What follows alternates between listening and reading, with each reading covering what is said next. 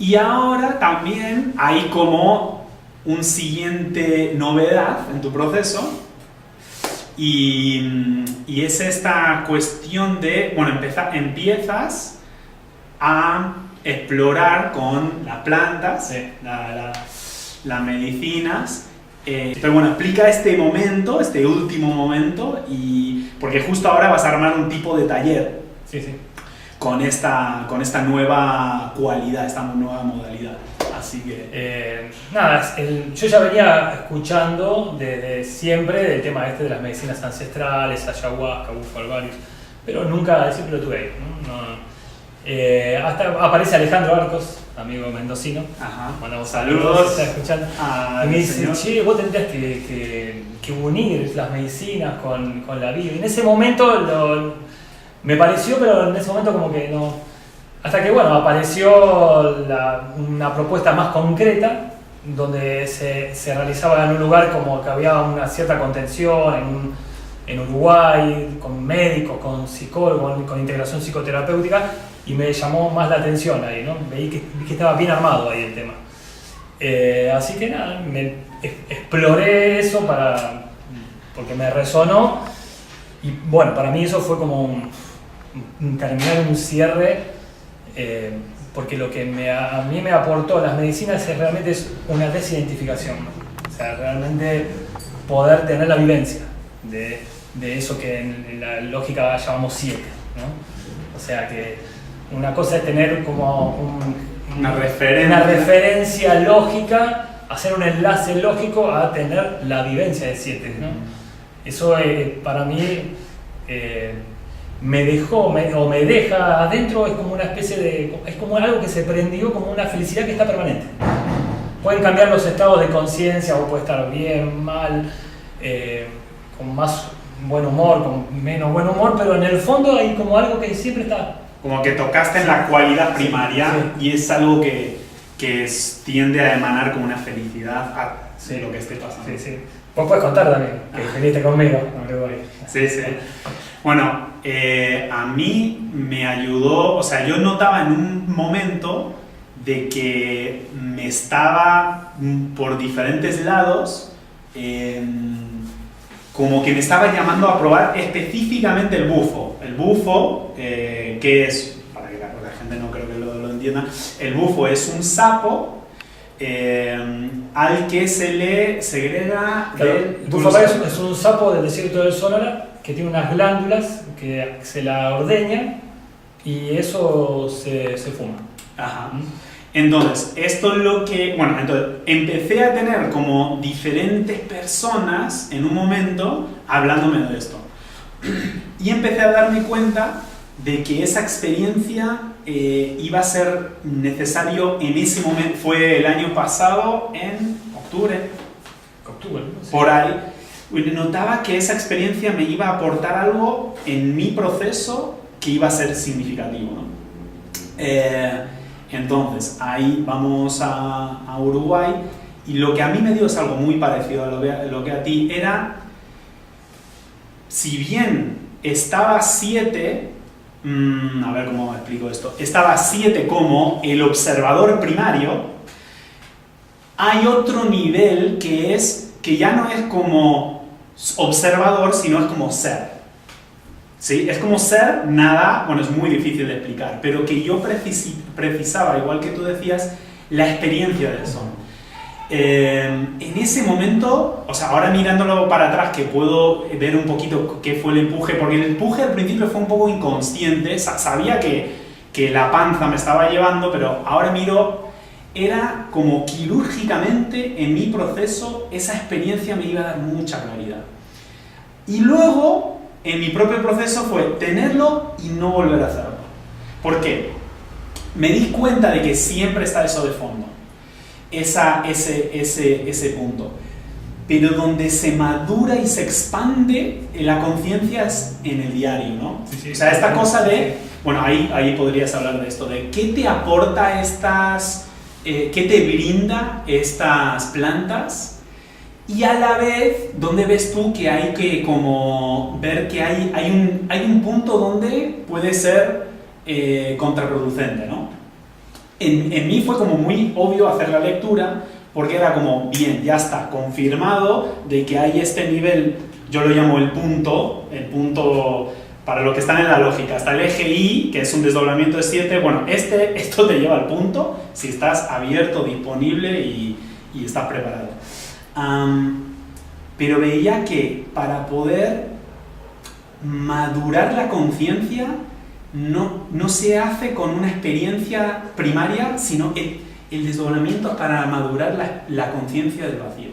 Claro. O sea, el estar vivo es para madurar la conciencia del vacío.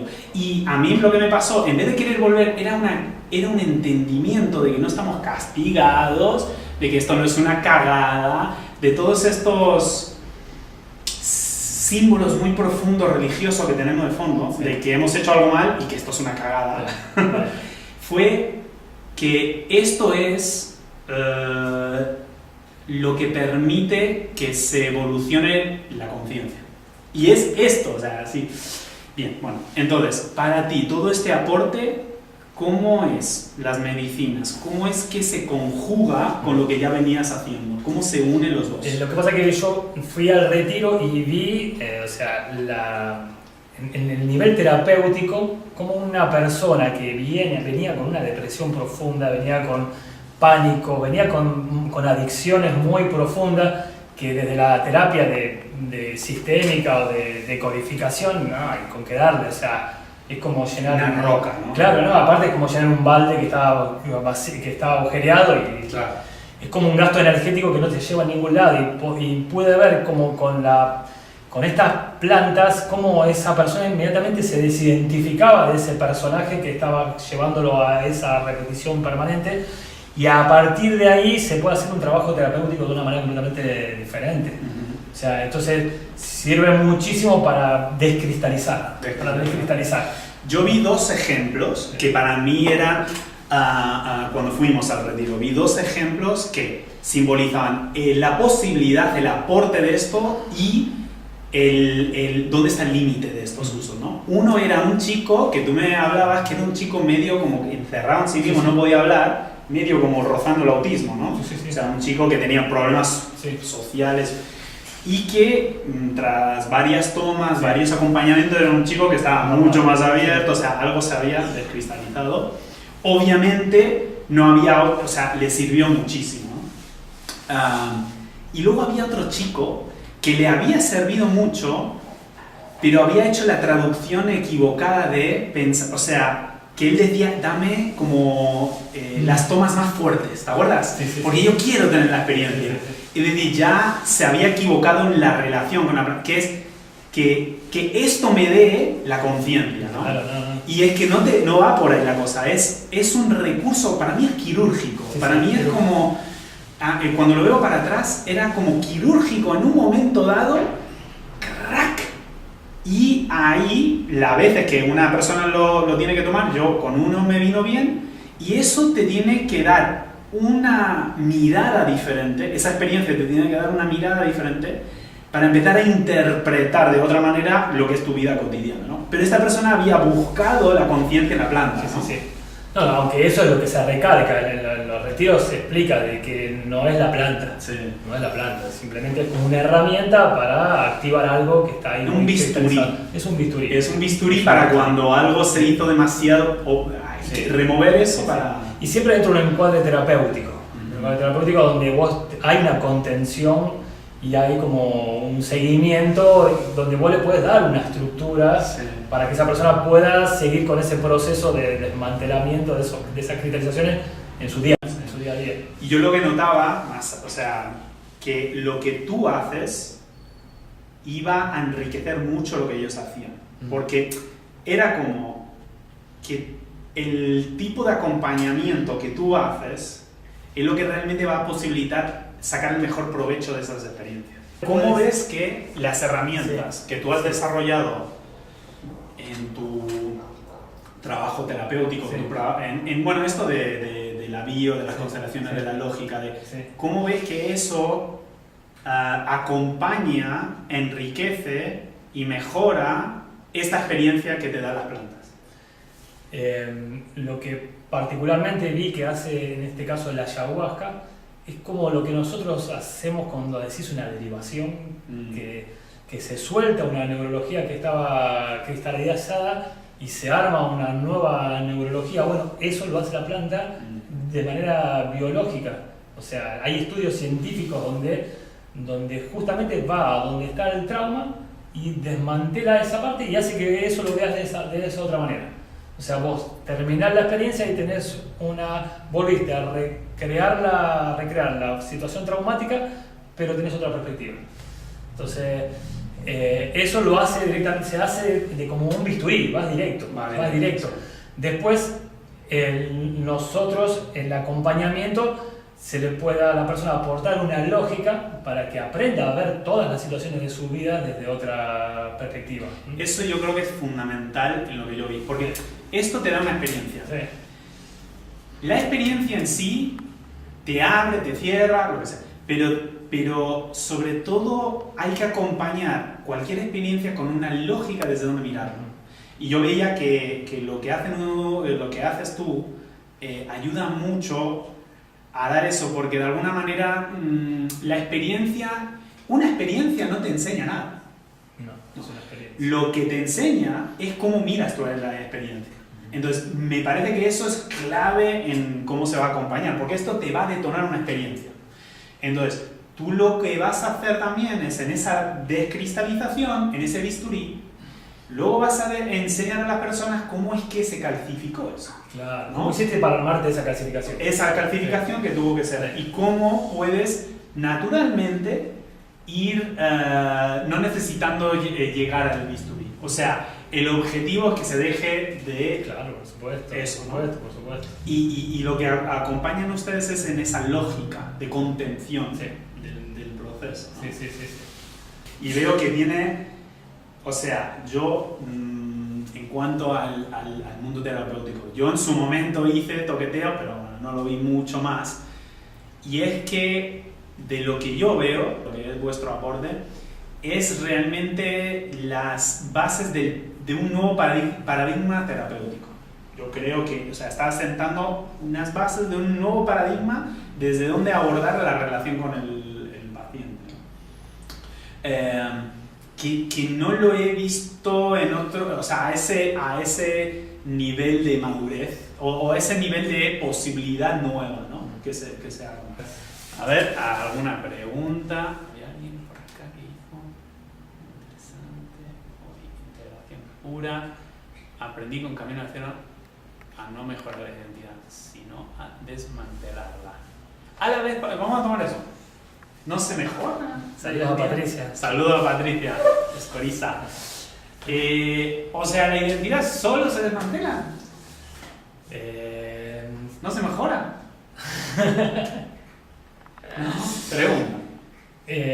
Yo creo que se va expandiendo, ese diseño se va como desarmando y armando una nueva versión de diseño. Pero Esa es muy importante, ¿eh? Claro, siempre tiene que haber como un diseño que contiene, porque si no, no seríamos particular. O sea, ¿qué es lo que te da la particularidad de tener una experiencia particular? Un diseño.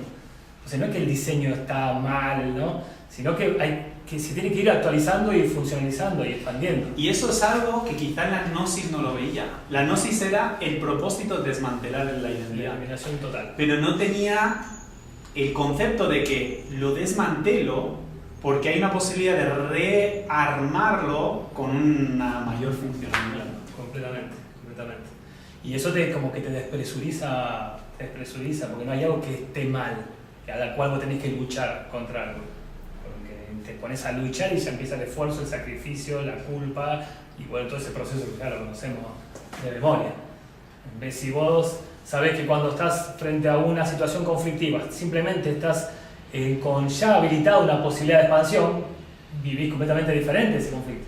O sea, es un conflicto, listo, tengo habilitada la posibilidad de expansión. Bueno, me abro a esa nueva versión.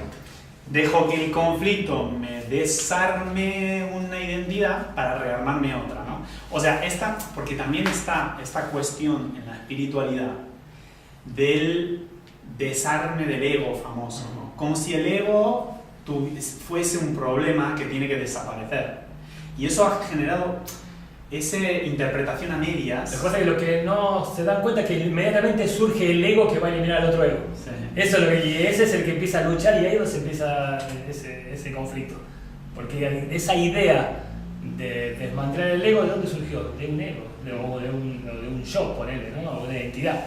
Entonces ahí es donde empieza ese conflicto. Y mira lo que cambia, es decir, no es que algo esté mal, hay algo que tiene que renovarse. Claro, o sea, eso cambia muchísimo. No hay lucha. No hay lucha, lo que sí es verdad, que hay momentos que hay que darse cuenta que algo quedó desfasado, disfuncionalizado y se rearma una nueva versión. Pero, o sea, esta cosa, ¿no?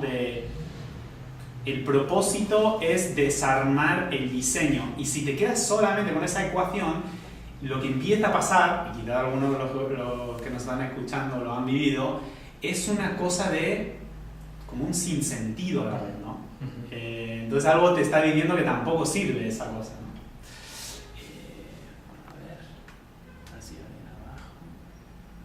Verla y expandirla, lo importante es la frontera. ¿Qué pasó en Alemania? Bueno, eso está en el capítulo anterior. ¿Qué pasó en Alemania? Yo desarrollé hipertiroidismo también en el 2008 y fue la enfermedad la que me lleva a descubrir la bio y la lógica. O sea, una historia similar al maestro. Bueno, dale. Entonces ahí estás, ¿no?